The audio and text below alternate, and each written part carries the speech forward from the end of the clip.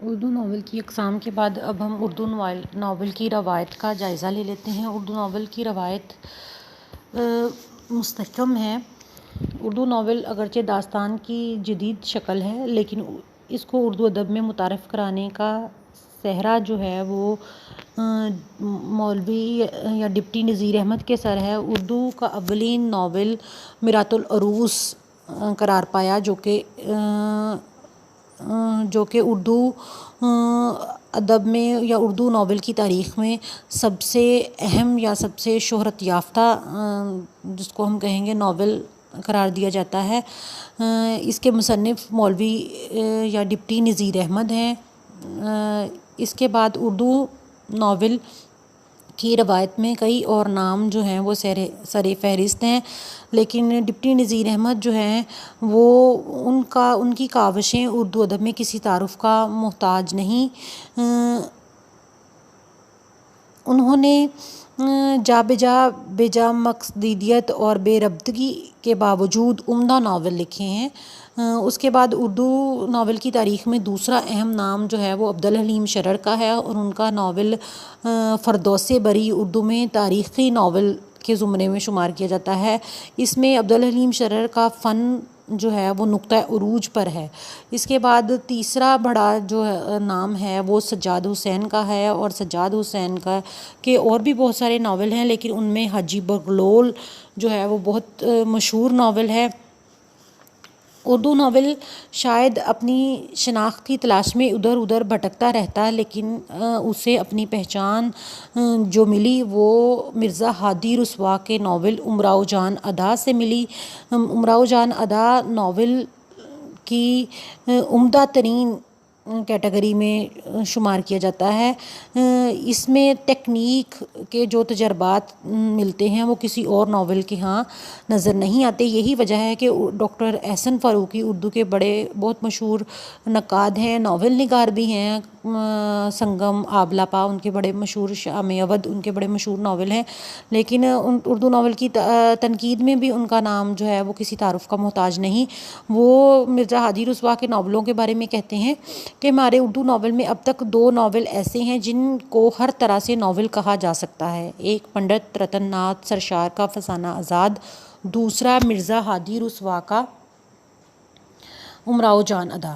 امراؤ جان ادا کسی تعارف کا محتاج نہیں ہے، لیکن جو شہرت جو ہے وہ امراؤ جان ادا کے حصے میں آئی ہے وہ کسی اور ناول کے حصے میں نہیں آئی۔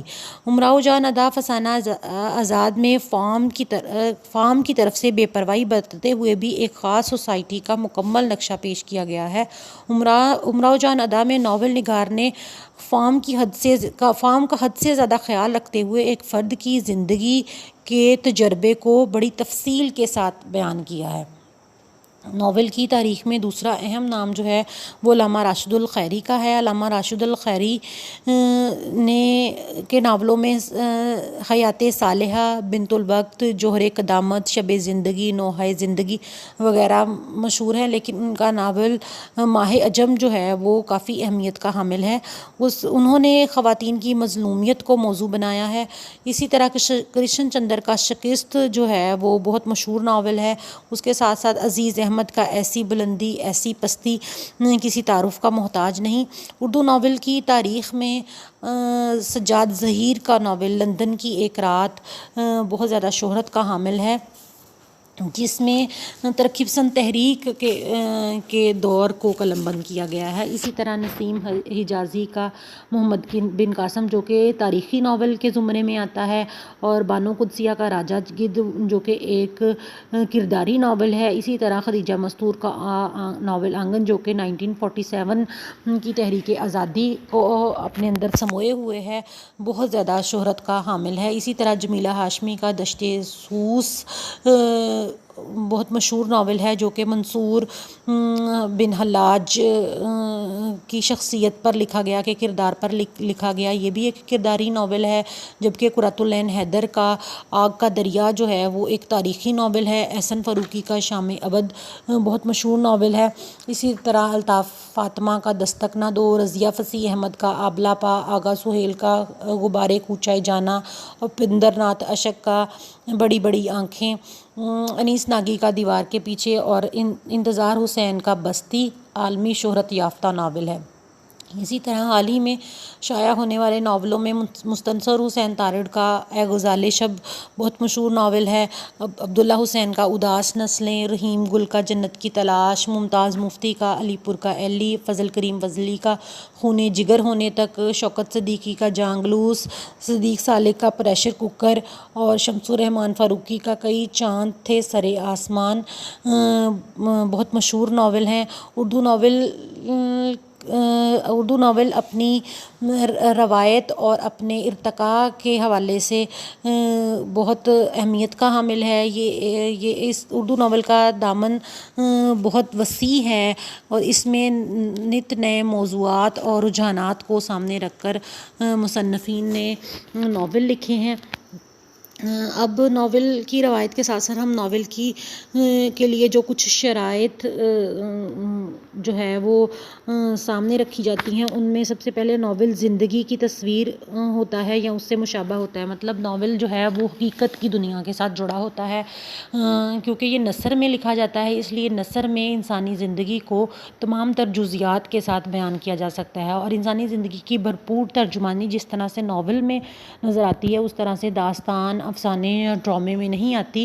اسی وجہ سے ناول کی بنیاد جو ہے وہ فلسفے پر رکھی گئی ہے، کیونکہ انسانی زندگی کے عمیق پہلوؤں کو کسی خاص نظریے اور فلسفے کے ساتھ بیان کرنا جو ہے وہ مصنف کا فریضہ ہوتا ہے۔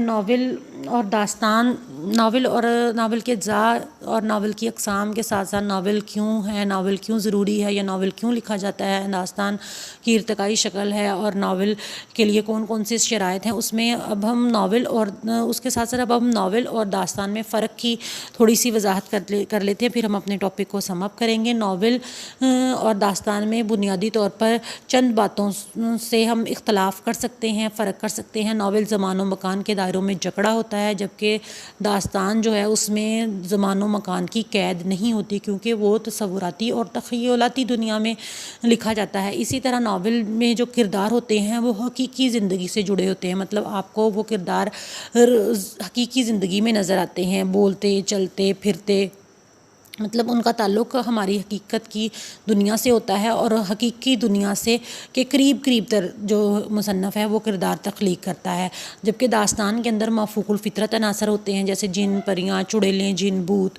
وغیرہ۔ اسی طرح ناول کا باقاعدہ پلاٹ ہوتا ہے، بغیر پلاٹ کے ناول جو ہے وہ نہیں لکھا جا سکتا، جبکہ داستان جو ہے کیونکہ وہ طویل ہوتی ہے اور طوالت کے بغیر داستان نہیں لکھی جاتی، تو طوالت کو جب مصنف جو ہے یا داستان کو سامنے رکھتا ہے تو ضروری نہیں کہ وہ کسی خاص پلاٹ کو بھی فالو کرے۔ ناول میں حقیقت سے روگردانی ممکن ہے، کیونکہ وہ حقیقت کی تصویر ہوتا ہے اور اس کے کردار جو ہیں وہ حقیقت کی دنیا سے جڑے ہوتے ہیں، جبکہ داستان جو ہے وہ بے لگام تخیل کی پیداوار ہے، کیونکہ داستان وہ جو ہے وہ من گڑت قصے، کہانیاں اور ایسی کہانیاں جو ہر نئے دن کے ساتھ جو ہے وہ نئے زاویے کی طرف چلی جاتی ہیں، بے لگام تخیل جس کو بولا جاتا ہے کی پیداوار ہوتی ہیں۔ اسی طرح ناول کی زبان جو ہے وہ عام فہم ہوتی ہے، کیونکہ ناول جو ہے وہ پڑھنے کی غرض سے بھی لکھا جاتا ہے، جبکہ داستان جو ہے وہ کہنے کی چیز کو کہتے ہیں، اور داستان کو ہر کہانی کا آغاز لو سنو کہانی کہہ کر کرتا ہے، تو اس لیے داستان کی زبان جو ہے وہ عام فہم ہوتی ہے، جبکہ داستان کی زبان جو ہے وہ مشکل ہوتی ہے یا مسجع اور مکفّہ ہوتی ہے، جبکہ ناول کی زبان جو ہے وہ عام فہم ہوتی ہے، کیونکہ اس کا قاری جو ہے وہ معاشرے کے ساتھ جڑا ہوتا ہے، اور اس کے کردار بھی عام معاشرے کے کردار ہوتے ہیں جن کا تعلق حقیقت کے ساتھ ہوتا ہے۔ آج کے لیکچر میں ہم نے جن کتابوں سے استفادہ کیا یا جن اس ٹاپک کو مزید سمجھنے کے لیے آپ کن کتابوں سے استفادہ کر سکتے ہیں، ان میں اصناف ادب رفیع الدین ہاشمی، اصناف ادب ابوالاعجاز حفیظ صدیقی کی داستان سے افسانے تک سید وقار عظیم کی بہت مشہور کتاب ہے، جس میں داستان، ناول، افسانہ، ڈرامہ تمام موضوعات پر بحث کی گئی ہے۔ اسی طرح اصناف نظم و نثر ڈاکٹر علی محمد خان کی ہے، اس سے بھی رہنمائی مل سکتی ہے، اور اصناف اردو کی مختصر تاریخ آتش درانی کی بہت مشہور کتاب ہے، اس سے بھی آپ رہنمائی حاصل کر سکتے ہیں۔ آج کے لیکچر میں ہم نے ناول کو بریف پڑھا، ناول کی لغوی اور اصطلاحی تفہیم کی، اس کے ساتھ ساتھ ناول کے اجزاء، ناول کی اقسام اور ناول کی روایت کا جائزہ لیا۔ امید ہے آپ لوگوں کو آج کا لیکچر پسند آیا ہوگا، سمجھ آئی ہوگی۔ آپ سب کی توجہ کا بہت شکریہ۔ اللہ حافظ۔